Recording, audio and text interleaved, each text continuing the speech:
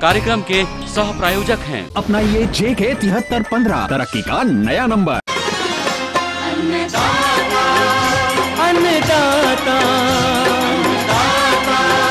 अन्नदाता नीत तुम्हारा अन्नदाता, पग पग पर है संग तुम्हारे अन्नदाता। लहू किसानों का बन के पसीना सींचता है धरती का सीना। मेहनत का तेरी हक दिलवाने, नई तकनीक नई खोज बताने। पशुधन को गुणवान बनाना, पौध सुरक्षा को सिखलाना, खेती के सब गुर समझाने, भारत का सरताज बनाने। आठों पहर है संग तुम्हारे अन्नदाता अन्नदाता।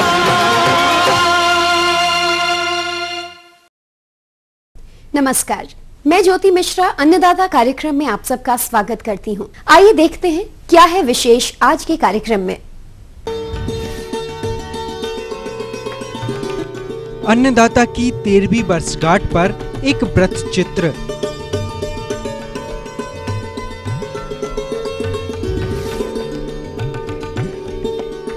अलसी की फसल में किए जाने वाले शस्य प्रबंधन कार्य।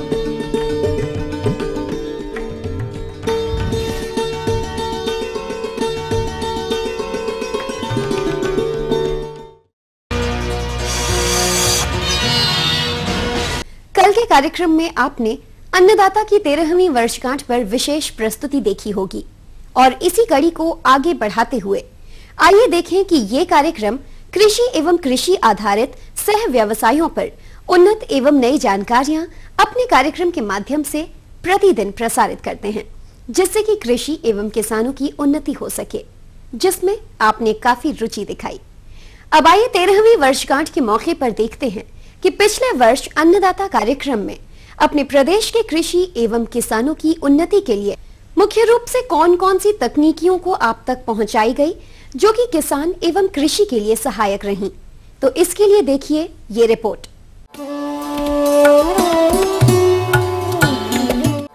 अपने प्रदेश में सोयाबीन, गेहूं व धान गेहूं फसल चक्र वाले किसानों की संख्या एवं क्षेत्रफल ज्यादा है और प्रदेश में बहुत से कृषक खेती की नई नई तकनीकों को अपनाकर प्रति इकाई क्षेत्र से अच्छा उत्पादन लेकर नया कीर्तिमान स्थापित कर किसानों के बीच प्रेरणा उत्पन्न करते हैं। और हम भी अपने कार्यक्रम के माध्यम से ऐसे प्रगतिशील किसानों की कहानी आपके साथ साझा करते हैं, ताकि आप भी इनके अनुभवों को जानकर खेती की नई नई तकनीकों को अपनाकर अच्छा लाभ ले सकें।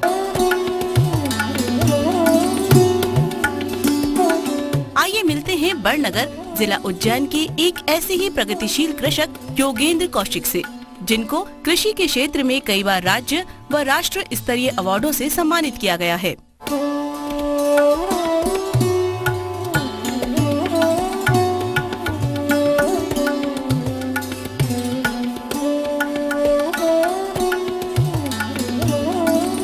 देखिए, सबसे पहले तो मैं गेहूं अनुसंधान संस्थान भारत सरकार का जो उपक्रम है वहाँ से ब्रीडर शीट लाता हूँ। ब्रीडर शीट लाने के बाद फिर मैं स्वयं उसको बो करके उसका प्रायोगिक तौर पे देखता हूँ।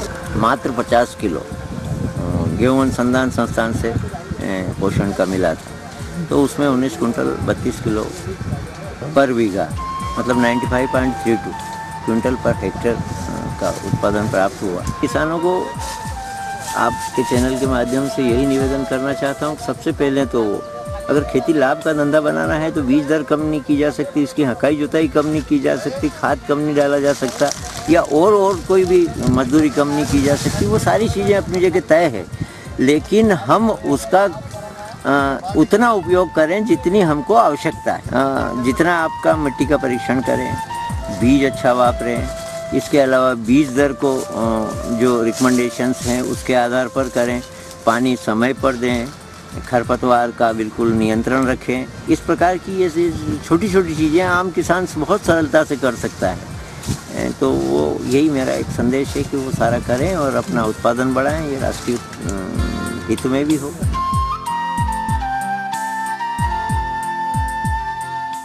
किसान भाइयों, इसी तरह ग्राम अंधारबाड़ी जिला बुरहानपुर के प्रगतिशील कृषक शंकर राव चौहान हैं, जिन्होंने गेहूं की खेती SWI पद्धति से कर प्रति इकाई क्षेत्र से अच्छा उत्पादन प्राप्त किया है।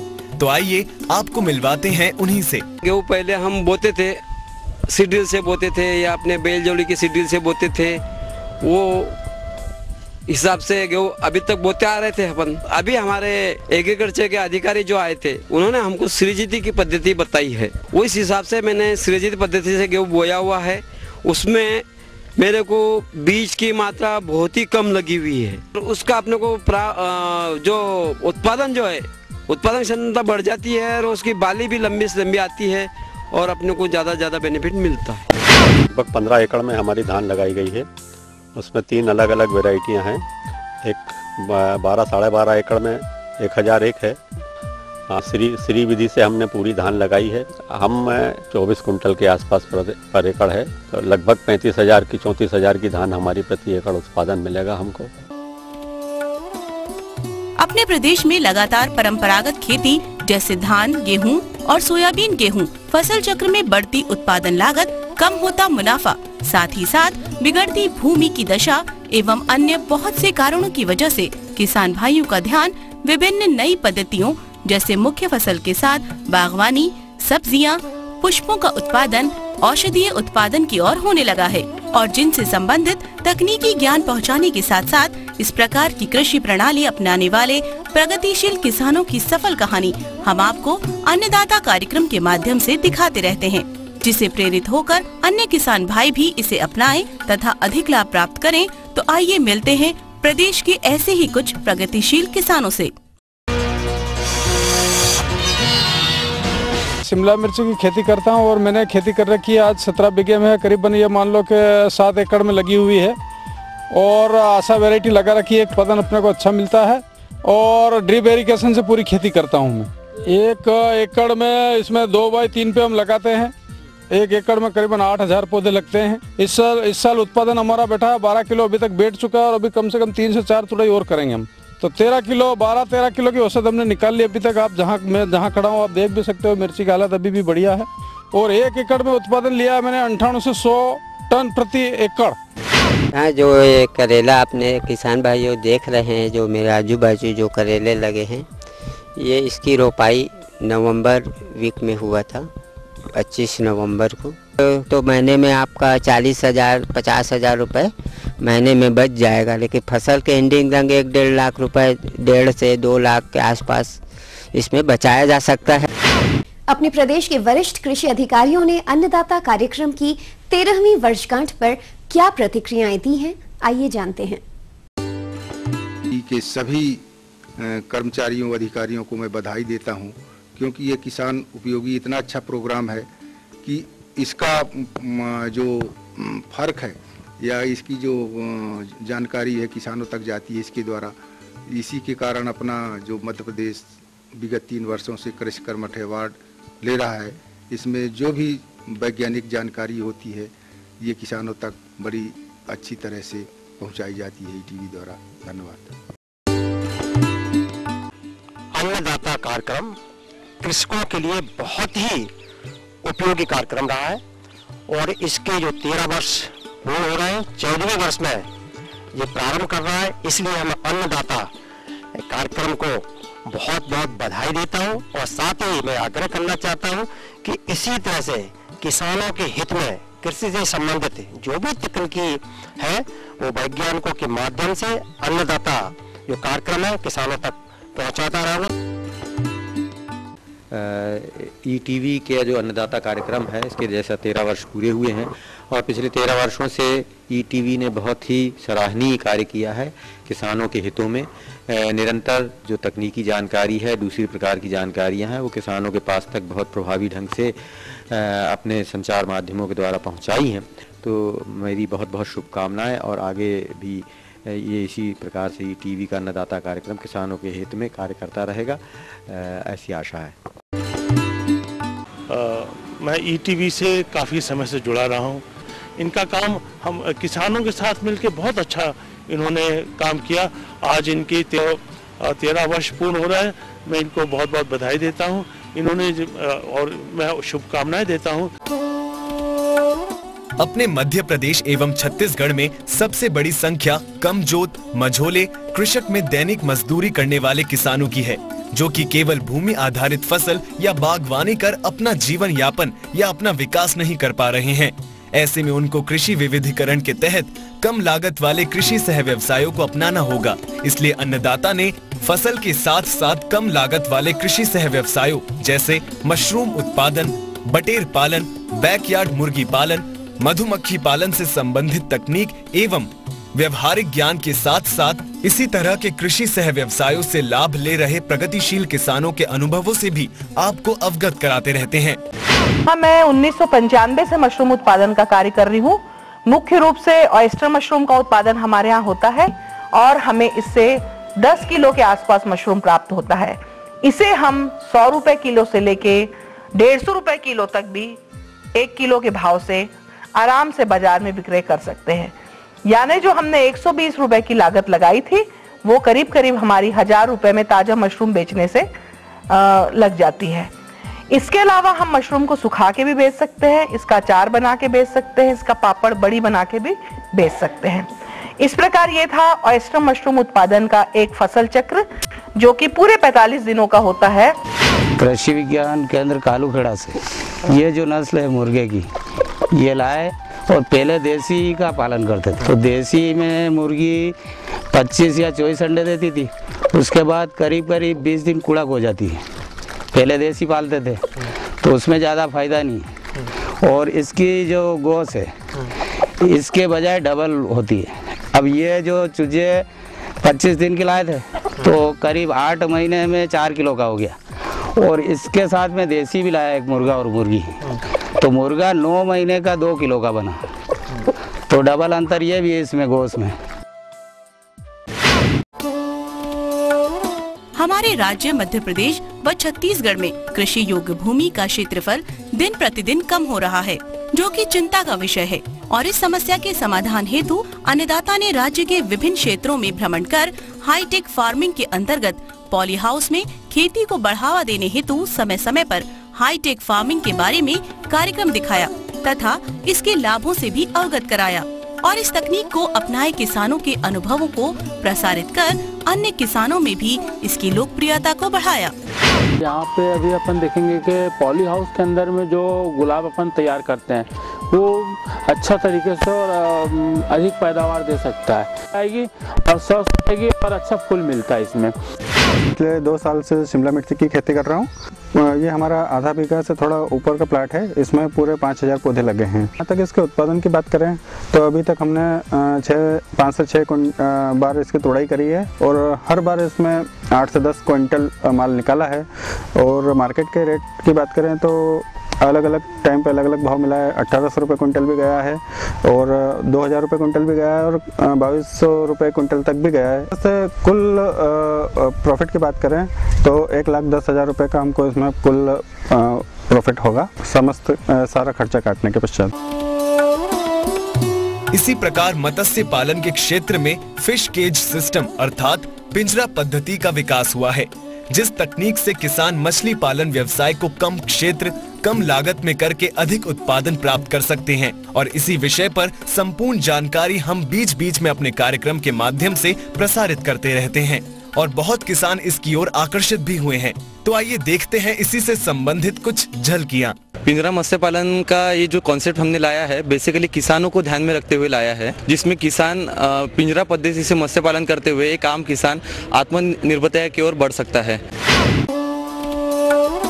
किसान भाइयों, जैसा कि आप जानते हैं कि प्रदेश में लघु व सीमांत कृषकों की संख्या अधिक है, जो कि अपना जीवन यापन सुचारू रूप से चलाने के लिए कृषि के साथ साथ कृषि सह व्यवसायों को अपनाते हैं।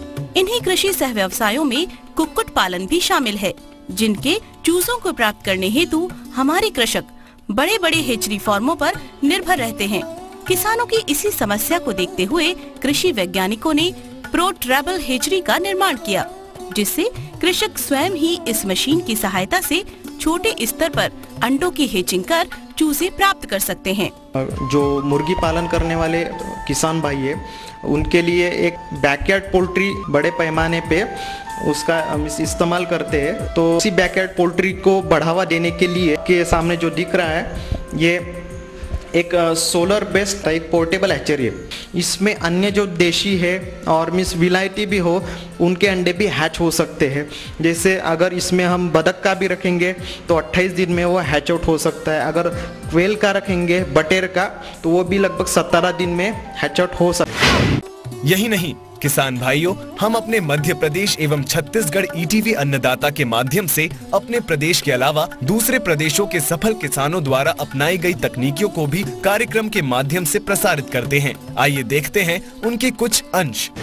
मधुमक्खी पालन हमने 11 बक्सा से शुरू किया। टोटल बक्सा 90 को बक्सा है। एक बक्सा से हो गया 100 किलो, 120 का गया।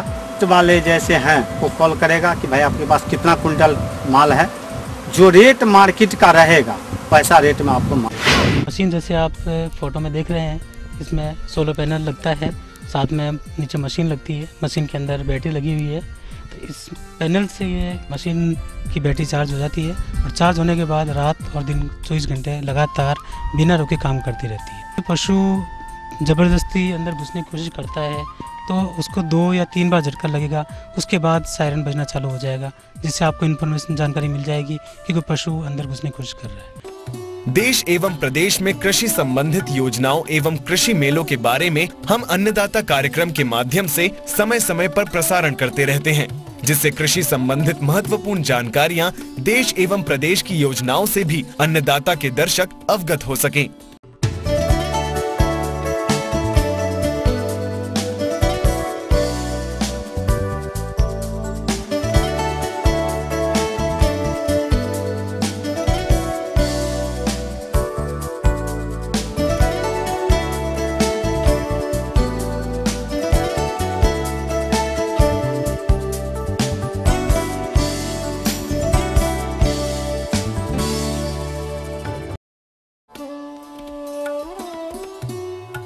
कृषि यंत्रों के विकास से कृषि में यंत्रीकरण तेजी से हो रहा है।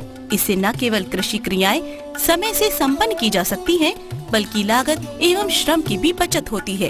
अन्नदाता ने अपने प्रसारण में आधुनिक गन्ना बुवाई यंत्र, गेहूं बुवाई हेतु 0 टीलेज यंत्र, रोटावेटर कम सीड ड्रिल, गेहूं की कटाई हेतु कंबाइन मशीन एवं अन्य कृषि यंत्रों के उपयोग, उपयोगिता, क्रियाविधि, रखरखाव आदि के विषय में जानकारी देकर किसान भाइयों को कृषि सरल, उपयोगी एवं व्यावसायिक बनाने में महत्वपूर्ण भूमिका निभाई है। कृषि के क्षेत्र में किसानों द्वारा किए गए आविष्कारों और उनके लाभों को आप तक पहुंचाया, ताकि उनकी कीमती आविष्कारों का सही उपयोग एवं श्रेय उनको मिले। यहाँ पे अलग अलग तरह की फसल लगाते हैं, खीरा है, बरबट्टी है, करेला है, मिर्च, भटा वगैरह। तो इसमें दवाई छींटने के लिए हमने एक छोटा सा मशीन बनाया है जो कि 5 फीट की क्यारी में चल सकता है। इसकी खासियत ये है कि इसे एक आदमी चला सकता है आराम से, और ये दोनों तरफ दवाई छींटते हुए चलता है। एक आदमी इससे दिन भर में 3.5 एकड़ तक छींट लेता है। यदि इसी में 2 आदमी रखा जाए तो वो 5 से 6 एकड़ तक चला सकते हैं। और अभी अब हम इसको बना रहे हैं तो ऐसा लग रहा है ज़्यादा पीस बनाएंगे तो कुछ कम लागत आएगी इसकी। प्रदेश के किसान भाइयों ने अन्नदाता कार्यक्रम की 13वीं वर्षगांठ पर शुभ संदेश एवं बधाइयां दी हैं। आइए सुनते हैं। ईटीवी पे अन्नदाता का जो प्रोग्राम आता है वो हम लगातार देखते रहते हैं। इसमें कृषि करने के तरीके की जानकारी बताते हैं और साथ में मौसम की जानकारी भी बहुत अच्छी तरीके से मिलती है, जिससे हमारी फसलों का सही प्रबंधन समय से कर सके। इससे हमें फ़ायदा मिलता है। अन्नदाता प्रोग्राम हम किसान भाइयों के लिए बहुत ही अच्छा प्रोग्राम है। इससे हमारे फसलों की रखरखाव एवं बीमारी संबंधी जानकारी मिलती है। अन्नदाता प्रोग्राम की 13वीं वर्षगांठ पर आप सभी को हार्दिक बधाई देता हूं। अन्नदाता प्रोग्राम बहुत अच्छा प्रोग्राम है। अन्नदाता प्रोग्राम से नई नई तकनीक से खेती करने का जानकारी मिलता रहता है। मैं ETV पर जो प्रसारित होता है अन्नदाता के प्रोग्राम रोज देखता हूँ, और उस प्रोग्राम को देखने से हम किसानों को और हमको किसान संबंधी, कृषि संबंधी काफ़ी अच्छी जानकारियाँ हमें उपलब्ध होती है। खासकर जो मंडी के जो भाव उसमें बताए जाते हैं, उससे हम किसानों को विशेष फायदा यह होता है कि उचित भाव और उचित समय पर उचित अच्छी मंडियों में ले जा करके हम जो है अपना माल ले जा करके बेच करके काफ़ी अच्छा मूल्य प्राप्त कर सकते हैं। अब लेते हैं एक छोटा सा ब्रेक, जल्द लौटेंगे और कार्यक्रम में आगे है महत्वपूर्ण जानकारियां। बने रहिए हमारे साथ।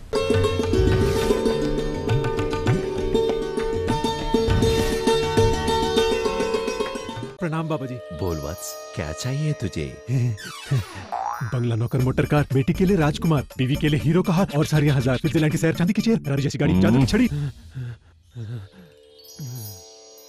ये क्या वत्स, जिंदगी से इतनी चाहत सिर्फ 101 से काम नहीं बनेगा। तुझे चाहिए 7315। 7315? भिंडी की उत्तम फसल के लिए अपनाइए JK 7315, तरक्की का नया नंबर।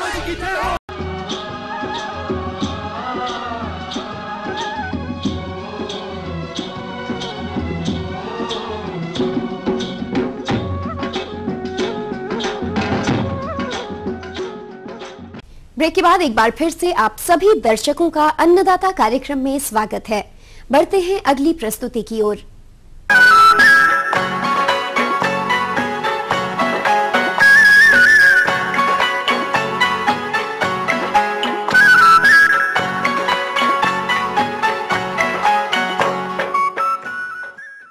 हमारे जिन किसानों ने अलसी की फसल लगा रखी होगी, वो कहीं बढ़वार तो कहीं पुष्पन की अवस्था पर होगी।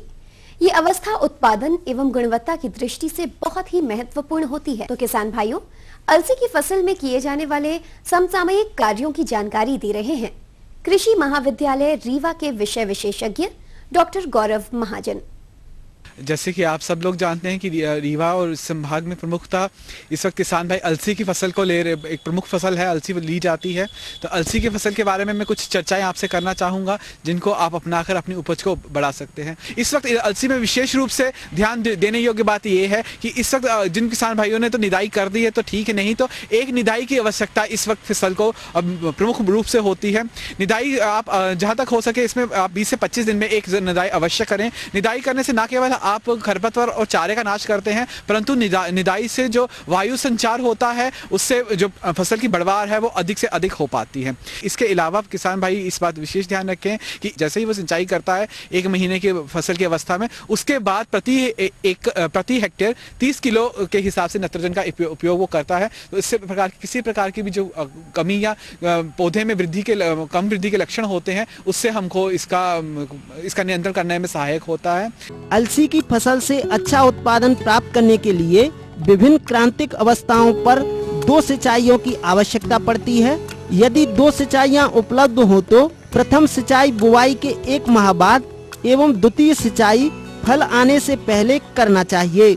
सिंचाई के साथ साथ प्रक्षेत्र में जल निकास का भी उचित प्रबंधन होना चाहिए।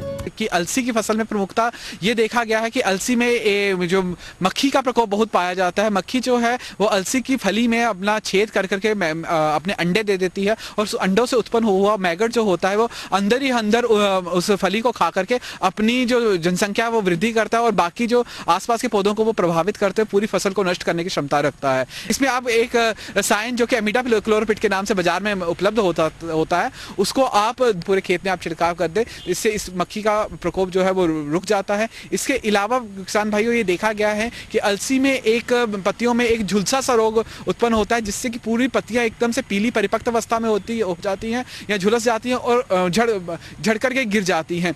इनका सबसे उत्तम उपचार यही है, आप उन पौधों को जड़ से उखाड़ करके खेत से किसी बाहर जगह ले जा करके जला दें, ताकि वो जो रोग है वो बाकी खेत में फैलकर दूसरे पौधों को प्रभावित ना करें। इसके रोकथाम के लिए किसान भाई किसी भी रसायन जैसे कार्बेंडाजिन या मैंकोजेब का इस्तेमाल कर सकते हैं।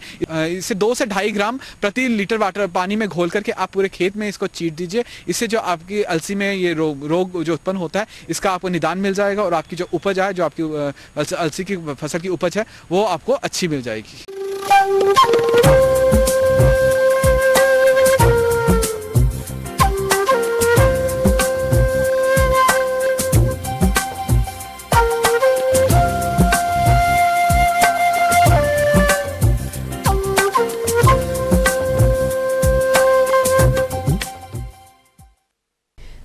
के अनुसार प्रबंधनों पर ही टिकी है आपकी खेती बाड़ी, इसीलिए मौसम पूर्वानुमान और उस पर आधारित साप्ताहिक कृषि सलाह इस प्रकार है। मौसम पूर्वानुमान के आधार पर इस सप्ताह मौसम कुछ इस प्रकार रहेगा।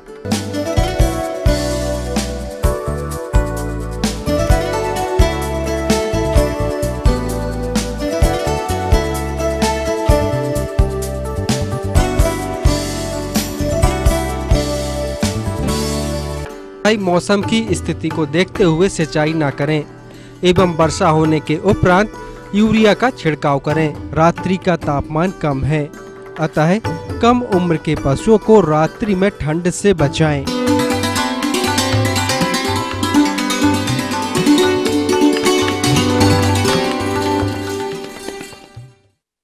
अन्नदाता हेल्पलाइन निःशुल्क फोन संपर्क सेवा के माध्यम से आपके द्वारा पूछे गए प्रश्नों में से एक या दो महत्वपूर्ण प्रश्नों को हम अपने कार्यक्रम में शामिल करते हैं। इसी के तहत आज का चयनित प्रश्न और उसका जवाब इस प्रकार है। अन्नदाता निःशुल्क फोन संपर्क सेवा के माध्यम से कार्यक्रम में आज जो प्रश्न हमने शामिल किया है उसे पूछा है ग्राम बालौद, जिला बलौदाबाजार से कालीचरण साहू जी ने। यह ककड़ी की उन्नत किस्में एवं बीजों उपचार पर जानकारी चाहते हैं। तो कालीचरण जी, आपकी जानकारी हेतु देखिए कार्यक्रम का यह अंश।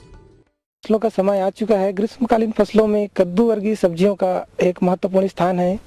इन्हीं क्रम में हम उसमें जो ककड़ी की फसल है इसकी किस्मों पर यदि नजर डालें तो जो किसान भाइयों के बीच प्रचलित है महत्वपूर्ण किस्में, इसमें अर्का शीतल, करनाल सिलेक्शन और पंजाब लांग मिलन प्रमुख किस्में हैं। ककड़ी की फसल के लिए लगभग 2 से 2.5 किलोग्राम बीज प्रति हेक्टेयर की दर से आवश्यकता पड़ती है।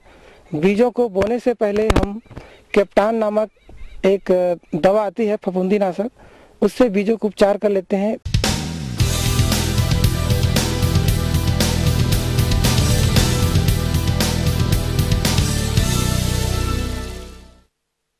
राज्य की विभिन्न मंडियों में कृषि उत्पादों के चढ़ते उतरते बाजार भाव की संक्षिप्त जानकारी इस प्रकार है।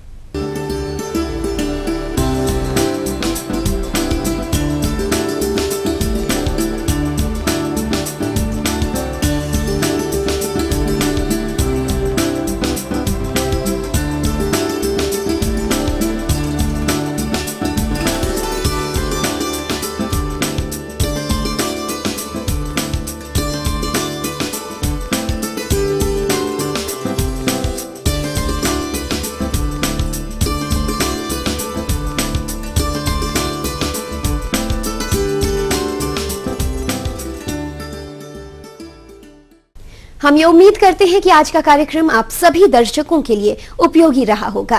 किसान भाइयों, अन्नदाता आपकी सेवा के लिए संकल्परत है। कृषि संबंधित समस्या एवं सुझावों के लिए आप हमें इस पते पर संपर्क कर सकते हैं। प्रोड्यूसर अन्नदाता, ETV Madhya Pradesh Chhattisgarh, Ramoji film city, Hyderabad 501512। साथ ही आप हमें ईमेल भी कर सकते हैं। हमारा ईमेल आईडी है annadatamp@etv.co.in।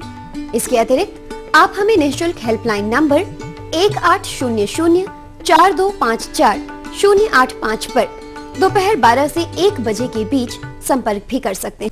फिलहाल अन्नदाता की पूरी टीम को इजाजत दीजिए। कल फिर इसी समय आपसे मुलाकात होगी कृषि संबंधित कुछ और रोचक जानकारियों के साथ। नमस्कार।